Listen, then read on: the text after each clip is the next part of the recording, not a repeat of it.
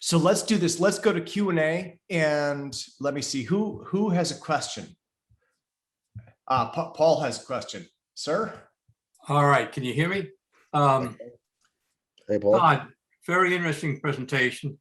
Have you ever heard of, about 10 years ago, a Canadian engineer named Markov that was looking at dipoles?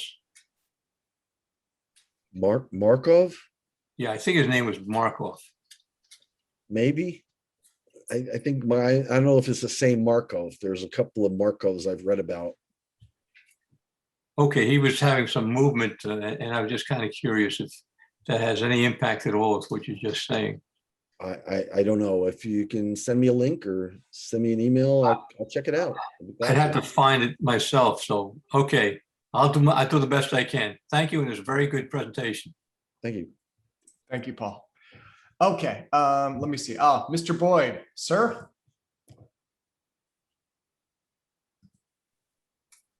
I had a couple of questions. Hey, Michael. I put them in the chat, so I can't see the chat when I'm presenting. It gets buried behind my screen. It's on the other screen. yeah, that's okay. I want to look at it so I can ask you this question. So, at one point you were talking about this anti-gravity is a dynamic field. Yeah. And so my question is okay, then how does a balloon work? Is that a static or a dynamic field? That's buoyancy. Yeah.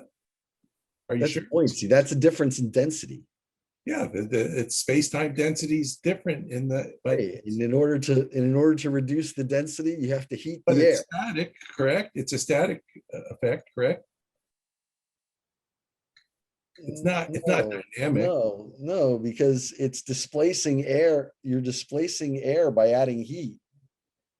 Well, no, you could put helium in a balloon and it fill up the balloon with helium, and it's the buoyancy of the balloon is going to lift up. It's anti-gravitation. Yeah, but it's gravity is doing the work.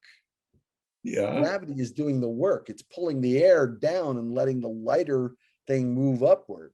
Yeah, that's an excellent point. Yeah, with buoyancy, it would be gravity doing the work around it. So Okay, so then my second question, let me find that. So you use the term, the phrase inflated matter. Yeah, I coined which that. what I would call expanded space-time. Yeah. Okay. Yeah. Time is faster, length is stretched out, correct? Right. Yeah. Okay. How does inflated matter affect the rate of radioactive decay, if at all? It increases it. The rate increases. It would increase the radioactive decay as you go to inflated space-time, correct? Yeah, the time to decay would become shorter. And then would have the opposite effect if you went to the denser space-time, or like the stellar. Yeah, that's like how we can see muons that are falling at the speed of light toward the Earth. You know, they live longer.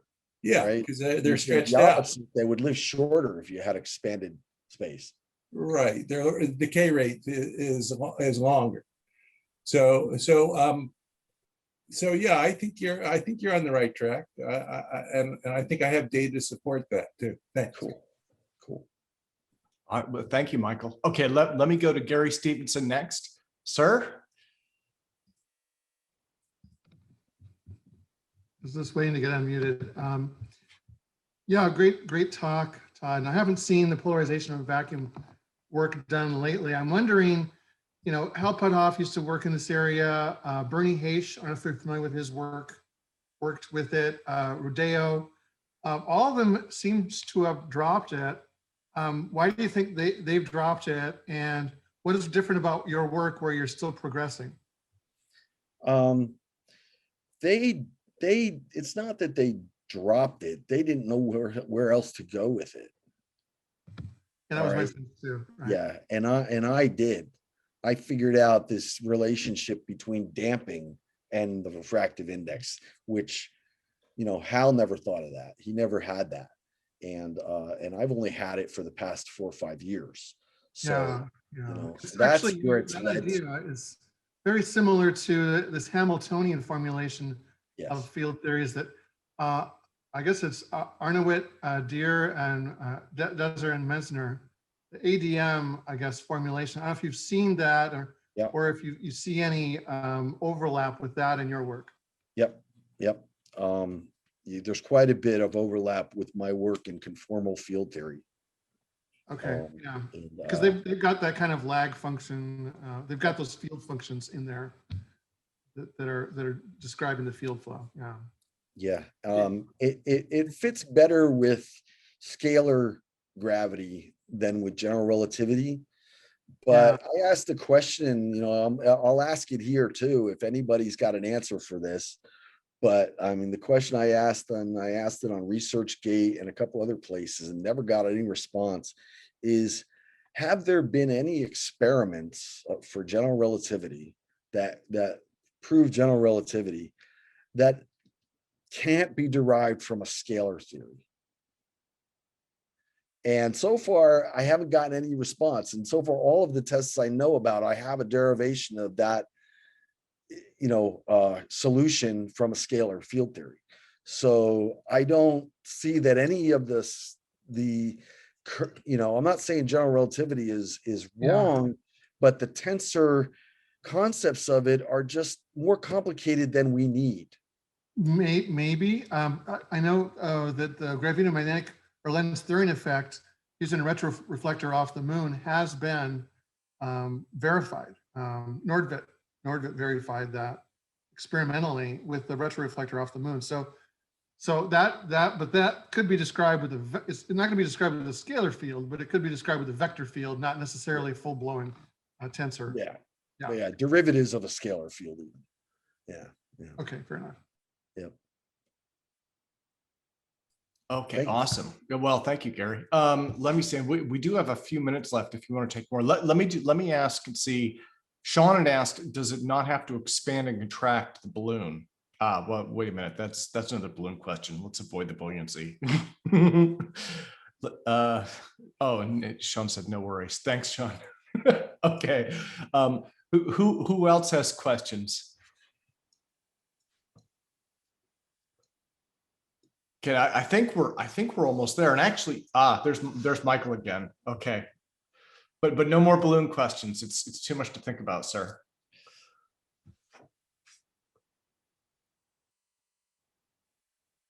There we go. Okay. So Todd, I was going to ask you the same question I asked Hal.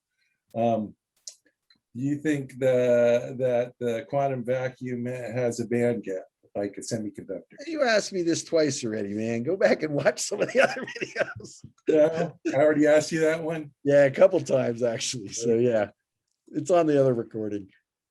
But yeah, we talked about this. I believe that the vacuum has a breakdown voltage. But when you reach a certain voltage, there's a breakdown. Yeah. Very good. It sounds like you guys have actually a lot of overlap in kind of the way that you're visualizing things. We do. I liked his presentation a few weeks ago too. It did have a lot of synergies with my own. Okay. Oh, there's Mark with his hand raised. Mr. Sokol. Yes, real quick, I just wanted to ask Todd what he thinks of warp drive dynamics and their phased array. I think they're in the megahertz range, and they have two antennas that are at 90 degrees with these fractal patterns on them, and they claim that they're getting warp drive and 4 pounds of thrust or something like that. What do you think of that? It highly doubtful. More than likely, it's just an antenna that's attracting nearby matter. I mean, Jeremiah mentioned that if the cable was as thick as they are showing, it's probably very stiff, and part of it could be heating up more than the other, causing it to shift. That's a possibility as well. But is there any room in your model for having interlocking waves or something like that causing anything with matter, or causing any sort of warp drive effect?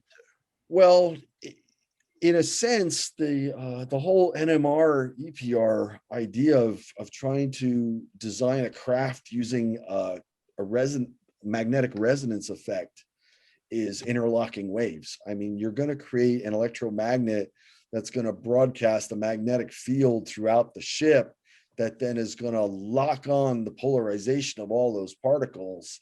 And then coherently, you want them to coherently spin together. So, you know, That's so what in we're that working sense, here. it's all interlocking. But the idea of using just RF antennas as propulsion, that's just a Lorentz force thruster if, you know, if they can get an asymmetry, but more likely than not, because Lorentz thrusters like that are so weak that if they're getting measurable forces, you know, greater than a couple of nanonewtons, then they've got other things going on. Okay, thank you. Thanks, Mark. Okay, so let me see, who would like to go next? Okay, so Pi had a question for Todd from Esoteric Gold. What's your idea and explanation of 0 point concerning electricity versus matter? Or what is your idea on 0 point on different scales? And that's over in chat. Okay, well, in quantum field theory, every field has a 0 point. I mean, it's not just the electromagnetic field. It's not the electromagnetic field has a 0 point. The Dirac field has a 0 point. You know, quarks have a 0 point. Every field has a 0 point field. And what it means is that there's no state where there's zero energy. There's always a minimum energy that's finite above zero. All right, so it's the same no matter what field you have. Now there is, in a vacuum, there's a lot of people think of the 0 point field in the vacuum as electrons and particles popping into and out of existence out of nowhere. And the electromagnetic 0 point field is a stable field because there is a free field solution to Maxwell's equations that fills the vacuum. But other particles that form, like from Dirac field and electron and positron pairs or quark pairs or anything like that, decay extremely quickly, and they're not filling the vacuum states like an electromagnetic field does because they don't exist that long. So, and there's also data that supports that, like, electrons and positrons don't pop into existence unless you've got a strong enough electromagnetic field present or matter present to have something to implement it, something to cause it.